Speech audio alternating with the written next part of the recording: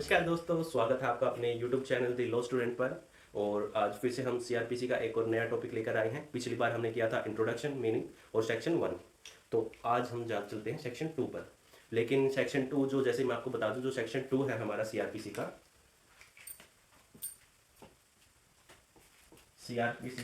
जो सेक्शन 2 है, सेक्शन 2 जो है ये सेक्शन 2 डेफिनेशन क्लोज है। जितने भी इंपॉर्टेंट डेफिनेशंस हैं या इंपॉर्टेंट टॉपिक्स हैं हमारे सीआरपीसी के, उन सब की डेफिनेशन की एक्सप्लेनेशन यहाँ पर दी गई है सेक्शन 2 में। तो जैसे कि मैंने आपको बताया कि सभी इंपॉर्टेंट टॉपिक्स हैं, तो हम इस जो सेक्शन है इसको ब्रेक डाउन करके करेंगे, अलग अलग करेंगे, इसके एक एक टॉपिक को अलग अलग करेंगे। तो जो सबसे पहले हम टॉपिक इसके अंदर करने जा रहे हैं वो है 2A। 2A के अंदर है bailable and non bailable offences. क्या है? Bailable and non bailable offences. अब ये जो टॉपिक है ना, ये बहुत ज़्यादा कंफ्यूजन क्रिएट करने वाला एक टॉपिक है कि बेलेबल ऑफेंसेस क्या होते हैं और नॉन बेलेबल ऑफेंसेस क्या होते हैं। तो दोस्तों, ये हमें 2A में दिया गया है बेलेबल और नॉन बेलेबल ऑफेंसेस समझने के लिए। इनको समझने के लिए हमें एक टेबल, जो डिफरेंस टेबल होती है, वो ड्रॉ करनी पड़ेगी, क्योंकि बिना उस टेबल के इनको समझ पाना बहुत मुश्किल है। तो मैं जल्दी से एक टेबल यहाँ पर बना लेता हूँ और फिर हम बहुत अच्छे से इसको समझने वाले हैं। कोई भी इस वीडियो को स्किप मत करना, क्योंकि इसके अंदर आपका टॉपिक बहुत अच्छे से क्लियर होने वाला है। जो हमारा बेलेबल और नॉन बेलेबल ऑफेंसेस का जो टॉपिक है ना, इसके अंदर आज पूरा आपका कंप्लीट हो जाएगा। 2 मार्क्स के अकॉर्डिंग भी, 15 मार्क्स के अकॉर्डिंग भी। बेलेबल, यहाँ हम कर लेते हैं नॉन बेलेबल। देखिए, सबसे पहला जो पॉइंट इसके अंदर आता है दोस्तों, जो बेलेबल ऑफेंसेस होते हैं हमारे, बेल क्या होती है? सबसे पहले समझने की बात है, बेल क्या होती है। बेल मतलब कुछ एक टाइम पीरियड के लिए आदमी, मतलब उसको अरेस्ट नहीं किया जाता है, उसको जेल में नहीं डाला जाता है, वो बाहर रहता है, और जब भी उसकी कोर्ट में आवश्यकता होती है तो उस टाइम वो कोर्ट में प्रेजेंट हो जाता है। मतलब जब भी कोर्ट उसको प्रेजेंट होने के लिए बोलती है तो उस टाइम कोर्ट में प्रेजेंट हो जाएगा। और नॉन बेलेबल क्या होता है? मतलब कि उसके अंदर उसको जेल में ही रहना पड़ता है और जेल से ही उसको कोर्ट में पेश किया जाता है। तो सबसे पहले जो बेलेबल ऑफेंसेस है वो लेस सीरियस इन नेचर है। क्या है? वो लेस सीरियस इन नेचर है। वहीं पर जो नॉन बेलेबल होंगे वो क्या हो जाएंगे? More serious. मोर सीरियस हो जाएंगे। अब इस बात का क्या हम पैमाना निकालें कि मोर सीरियस कौन से हैं और लेस सीरियस कौन से हैं।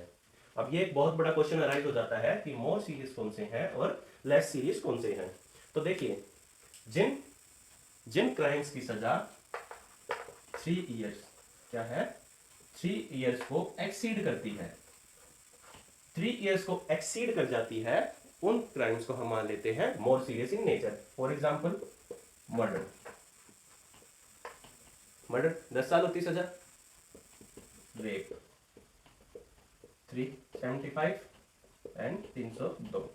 देखिए दोस्तों, एक बात हमेशा ध्यान में रखिएगा, अगर आप कोई भी टॉपिक कहीं पे भी कर रहे हैं, किसी भी लॉ सब्जेक्ट का, तो उसको कोरिलेट करने की कोशिश जरूर कीजिए।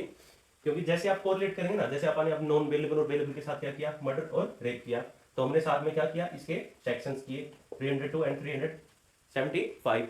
तो इससे क्या होता है कि जब आप इंटरक्रॉस रिलेट करके पढ़ते हैं तो उससे आपको चीज़ें बहुत जल्दी याद होती हैं। लॉ के अंदर बेसिकली आपको जो सेक्शंस है ना, वो इसी तरह याद होते हैं, और जो कंसेप्ट आपके क्लियर होते हैं वो भी इसी तरह क्लियर होंगे जब आप चीज़ों को इंटरलेट करके करने की कोशिश करेंगे। तो बेलेबल में क्या आ जाएगा? जिनकी सजा क्या है, 3 ईयर से क्या है, लेस है। ठीक है। फॉर एग्जाम्पल, ये जैसे कि हमने थेफ्ट, ठीक है, अबैटमेंट, अबैटमेंट 107। ठीक है। तो इस तरीके से हमें चीजों को कोरिलेट करके करना है। तो पहला पॉइंट हमारा क्लियर हो गया कि मोर सीरियस और लेस सीरियस, तो लिख देते हैं 3 इयर्स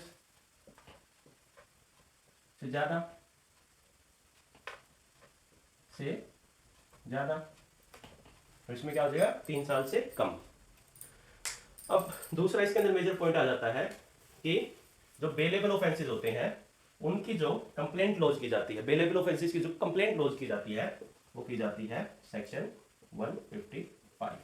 इसमें की जाती है सेक्शन 155, और जो नॉन बेलेबल की है वो की जाती है सेक्शन 154। इसमें की जाती है सेक्शन 154। अब आपने एक वर्ड सुना होगा FIR। FIR दोस्तों, ये वर्ड आपने अगर CRPC में या IPC में अगर कहीं पर भी ये वर्ड पढ़ा है कि इसका पर्टिकुलर कौन सा सेक्शन है, तो आप मेरे को एक बार कमेंट में जरूर बता देना, क्योंकि ये स्पेसिफिकली वर्ड कहीं पर भी मेंशन नहीं किया गया है, ना ही CRPC में ना ही FIR में। ये होती है फर्स्ट इंफॉर्मेशन रिपोर्ट, और ये हम बोलते हैं 154 को, फर्स्ट इंफॉर्मेशन रिपोर्ट 154 हम नॉन बेलेबल ऑफेंसेस के लिए हम FIR इसी को ही बोल देते हैं। तो हमें ये भी पता चल गया अब इसकी कंप्लेंट किस में लॉन्च की जाती है, इनमें डिफरेंस क्या है। अब इसमें और हम थोड़ा डीपली जाएंगे।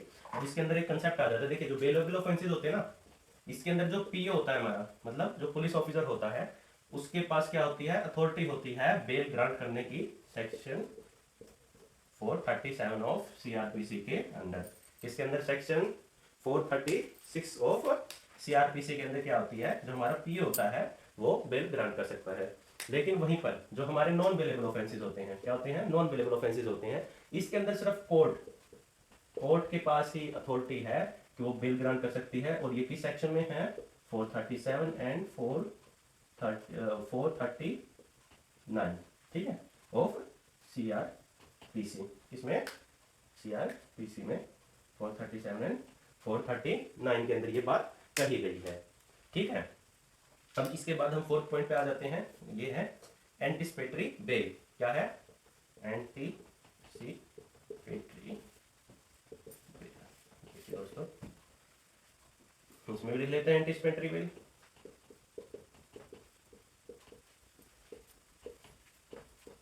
ठीक है, मैंने दोनों में लिख दिया है। अब इनमें से एक के अंदर कंसेप्ट होता है एंटिसिपेटरी बेल का, और दूसरे के अंदर कंसेप्ट नहीं होता है एंटिसिपेटरी बेल का सब। लेकिन अब देखिए दोस्तों, हमारे पास सेक्शंस इतने सारे हैं, अब हमें ये कैसे पता चलेगा कि कौन से बेलेबल हैं और कौन से नॉन बेलेबल हैं। ये एक बहुत बड़ी कंफ्यूजन है। देखो मैं आपको एक बार अपने बेरेक्ट से ही दिखाता हूँ, मैं अपने एक बार बेरेक्ट से आपको दिखाता हूँ। देखिए दोस्तों, ये मेरे पास क्रिमिनल मैनुअल है यूनिवर्सल की, और मैं आपको भी सजेस्ट करूँगा कि आप क्रिमिनल मैनुअल ही लें, ठीक है दोस्तों। क्यों, क्रिमिनल मैनुअल जो हमारी होती है ना, उसमें हमारा क्या बेनिफिट हो जाता है कि देखिए इसके अंदर CRPC भी आ गया, IPC भी आ गया और एविडेंस भी आ गया।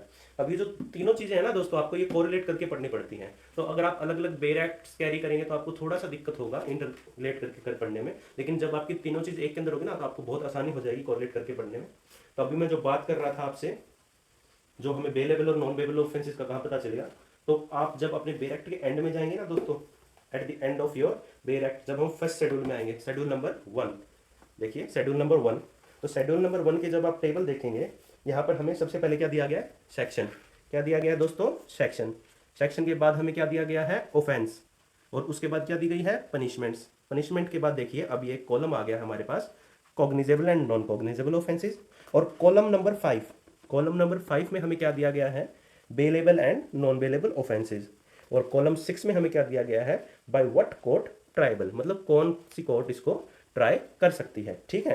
तो अब देखिए जैसे 109 है, abetment of any offence if the act abetted, तो अबेटमेंट के अंदर अब हम जाएंगे कॉलम 5 के अंदर, तो इसके अंदर लिखा हुआ है according as offence abetted is bailable और नॉन बेलेबल। मतलब ये कह रहा है कि आपने जिस ऑफेंस के लिए अबेटमेंट की है, उस ऑफेंस से पता चलेगा कि वो बेलेबल है या नॉन बेलेबल है, ठीक है। तो ऐसे ही जैसे देखिए कि अब दे रखा है इसके अंदर सेक्शन 118 पे आ जाइए, concealing are designed to commit an offense punishment with, अब इसके अंदर देखिए कॉलम 5 में आ जाते हैं, तो ये क्या है, नॉन बेलेबल है। 119 क्या है, अकॉर्डिंग टू द ऑफेंस है। 119 का सेकंड पार्ट क्या है, नॉन बेलेबल है। 120 में भी यही बात कही गई है, तो ये आपको यहाँ पर मिल जाएगा। तो कॉलम 5 क्या है, शेड्यूल फर्स्ट कॉलम 5 के अंदर आपको क्या है, ये पता चल जाएगा। कहाँ पर, कॉलम 5 के अंदर आपको पता चल जाएगा कि कोई ऑफेंस है वो बेलेबल है या नॉन बेलेबल ऑफेंस है। Thank you.